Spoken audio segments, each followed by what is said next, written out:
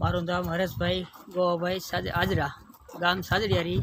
અમે અત્યારે હવા 5 થી 5:30ના ટાઈમમાં દોવા ઘેટા બહાર કાઢેલ, તો ઘેટા અચાનક આમ હાલતા આ જીએબી વાળાની બેદરકારીએ એને પાછળના ભાગમાં અર્થિંગ કાઢેલ છે। તે અર્થિંગમાં પ્લેટ ખુલી છે। 2 વાર વાંસાવડ જઈને અમે રજૂઆત કરી તો એ લોકો કાંઈ ધ્યાન દીધી નથી। એની બેદરકારી અત્યારે અમારે 40 ઘેટાનું મોત થયું છે। અમારે કોઈ રોજીરોટી છીનવાઈ ગઈ। હવે અમારે કાંઈ યાદ રહ્યો, તમે જેમ બને એમ તેઓ અમારે સહાયનું નહીં આપો, સહાય મળાવો। કેટલા વાગ્યાનું બનાવ? 5:15 થી 5:30ના ટાઈમ સવાર। મારું નામ લાલજીભાઈ વિભાભાઈ સુસરા, ગામ મોટા હકપર। અહીંયા ઝટકાવાળાએ બહાર પ્લેટ મૂકી છે બેદરકારીથી, બરાબર। કારણ કે અમે 2 વાર એને અરજી દઈએ આવ્યા, તો છતાં અમારા આ ગોવારે ગાઢ હવારમાં કાઢ્યા તો એના 50-60 જેવા ગાડડા છે, તો 40 ગાડડા સીધા મરી ગયા છે। તો આની અમને વળતર અભિયાલ મળવું જોઈએ ને, કે આની માટે અમારે સંમેલન થાય અને આની માટે અમે કાંઈનું કાંઈ કરશું તાત્કાલિક ધોરણે। ત્યાં સુધી અમે ત્યાં લગન આ ગાડડા ખેંચીશું નહીં। હા, કેટલા વાગ્યાનું બનાવ છે? આ 5:30 વાગ્યાનો બનાવ છે। કેટલા ઘેટા મૃત્યુ પામ્યા? આ 35 થી 40 ઘેટાડા અત્યારે મૃત્યુ પામ્યા છે। આની અમને તાત્કાલિક માંગ મળવી છે, અમે એટલું માંગ કરીશી। ત્યાંથી અમે આ ગાડડા ખેંચશું, ત્યાં લગન આ ગાડડા ખેંચશું ને ત્યાં લગન એટલા અડક્યા પડક્યા ગામમાં પાવર દેવા નહીં દે। આની માટે અમારે ગમે ત્યાં રહેવું પડે, 1 દી રહેવું પડે, 2 દી રહેવું પડે, 5 દી રહેવું પડે। આની માટે સંમેલન કરશું, અહીંયા કાંઈનું કાંઈ કરશું અમે। શેની બેદરકારીથી મૃત્યુ પામ્યા? 2 વાર અરજી દે વાંસાવડ જઈને જીએબીમાં, તોય છતાં આ પ્લેટ એને લીધી નથી। 2 વર્ષ થયા પ્લેટ પડી છે, બરાબર। 2 વાર તમે વાંસાવડ જઈને અરજી દેવા છે, તો એ પ્લેટ હજી ખેંચવી નથી। એ બેદરકારી જીએબી વાળાની। સાજડિયારી 66 kV ત્યાં સ્થળ ઉપર જોયું અને હરેશભાઈ બળવાના ત્યાં 35 થી 40 ઘેટાનું અવસાન થયું, જેમની આજીવિકા હતી અને ખુલ્લા પ્લેટો બારી હતી અને એમનું અવસાન થયું છે।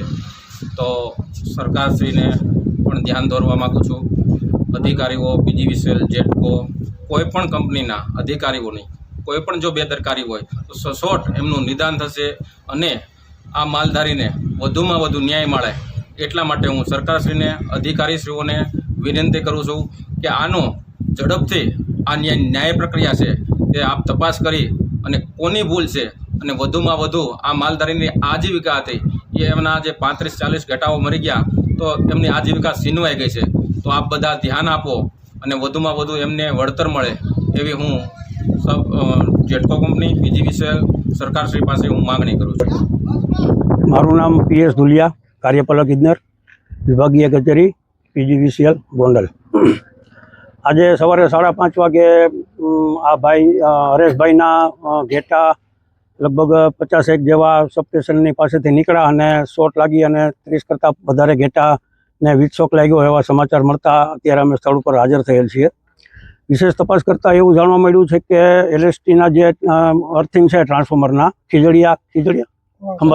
ખંભાળિયા એજી ફીડરનું જે એલએસટીનું અર્થિંગ છે એ જે તે વખતે આશરે 4 વર્ષ પહેલાં સબસ્ટેશન ચાર્જ કર્યું ત્યારે કે એ પછી એ એક તપાસનો વિષય છે, પણ એ અર્થિંગ પૂરેપૂરા સબસ્ટેશનની અંદર ન થવાને લીધે બહારની સાઈડે બીજા વધારાના ખાડો કરી એલએસટીના અર્થિંગ કરેલા છે અને અંદર જે એલએસટી છે એનો એક વાયર જોઈન્ટ કરી અને બહારના વાયર હારે જોઈન્ટ કરીને કોમન કરેલા છે, એને પટ્ટી સાથે જોઈન્ટ કરેલા છે। આવી એલ્યુમિનિયમની પટ્ટી અમારા પીજીવીસીએલમાં તો હોતી નથી, અમારા દ્વારા અર્થિંગ કરવામાં આવેલ નથી, પણ અને એ અર્થિંગની પટ્ટી બહાર રાખવામાં આવેલ છે, જેમાં લીકેજ કરંટ આવવાને લીધે ઘેટાઓનું ટોળું એની ઉપરથી પસાર થતાં વીજશોક લાગેલો અને ઘેટાઓનું મૃત્યુ થયું। અમે અમારી રીતે તપાસ કરશું અને જે કોઈ પણ આના માટે દોષિત હશે એની સામે અમે નિયમ પ્રમાણે કાર્યવાહી કરશું। આટલા બધા ઘેટાઓ જતા રહ્યા એનું ખરેખર બધાને દિલથી દુઃખ છે। સાહેબ, ઘેટાને કઈ રીતે સહાય આપવામાં? અત્યારે સરકારી સહાય નિયમ પ્રમાણે એક ઘેટાના 3000 રૂપિયા આપવામાં આવે છે। 1500 રૂપિયા ભાઈ અરજી કરે ત્યારે અને બાકીનું એક ઇલેક્ટ્રિકલ ઇન્સ્પેક્ટર જે થર્ડ પાર્ટી હોય છે ગવર્મેન્ટ તરફથી એ આવી અને ઇન્સ્પેક્શન કરી જાય પછી બાકીના 1500 રૂપિયા, એમ ટોટલ 3000 રૂપિયાનું વળતર આપવામાં આવે છે।